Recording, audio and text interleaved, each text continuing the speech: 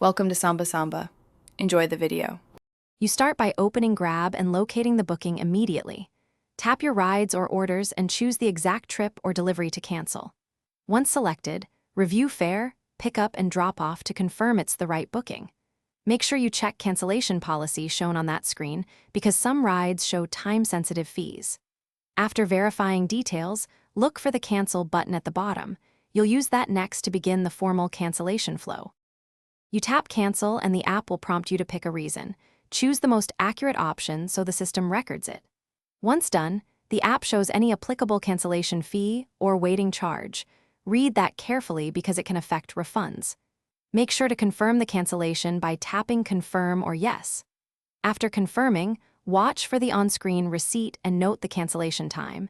This timestamp matters for disputes or refund windows. You finish by checking for the cancellation receipt in the app and monitoring the refund status under transactions or wallet. If you don't see confirmation, try closing and reopening the app, then check the booking again. Sometimes network lag prevents immediate updates. If cancellation failed or you were charged incorrectly, contact Grab support through help chat and attach screenshots and timestamps. This evidence speeds resolution. Keep an eye on your payment method for the refund to appear within the stated window.